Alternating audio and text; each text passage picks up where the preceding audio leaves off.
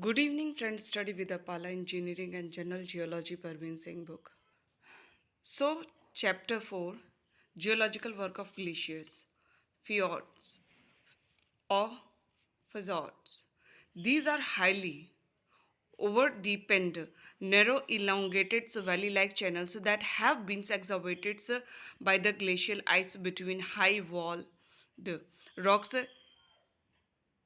It is typical of many of the fjords that they reach the coastlines below the sea level. So due to this reasons, many of the fjords becomes inland extensions of the sea. Fjords are though to be the result of intense glacial erosion in pre-existing deep-cut stream valley. In fact, the main difference between a simple glaciated valleys and the fjords is that the latter is always partially submerged in seas. The bottom of a fjords may be as deep as 1,900 meter as record in Antarctica. Fjords are of a common occurrence with the ice sheet type of glaciers in Greenland, New Zealand, Norway, and Antarctica. Tea, horns, and coals. Glacial erosions modifies the original forms of mountainous regions to a great extent with the development of valleys and further growth of these glacial excavations assisted by mechanical disintegrations result in the development of certain peculiar forms, artes, horns, and coals are some such noteworthy features. The art is a knife edge, sharp and narrow crest of a glaciated mountain. The slender shape of an arty is commonly due to removals of most of the materials from in between two cirques.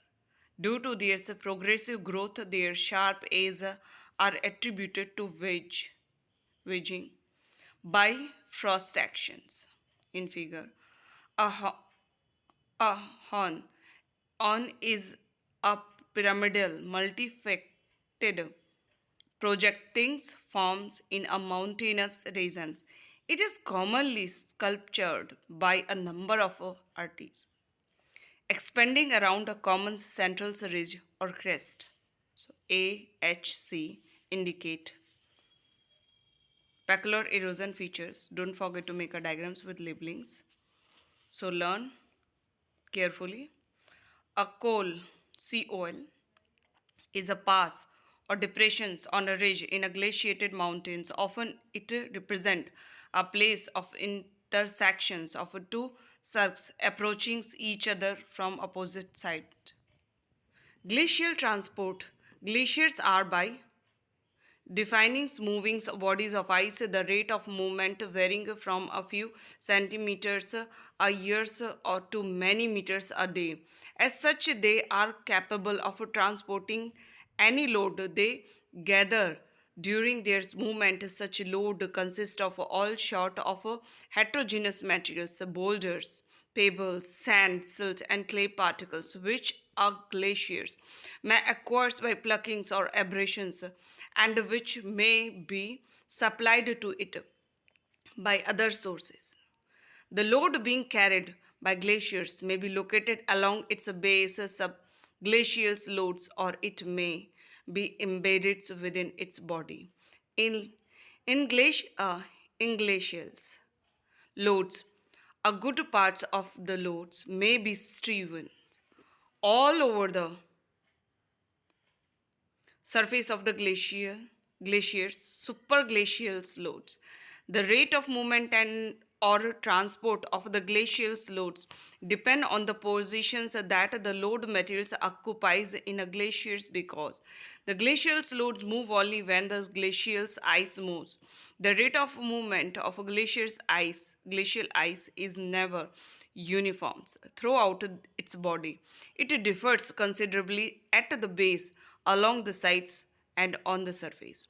It has been now fairly established that top position of a glaciers move faster than the basal portions of the same glacier at the same locations.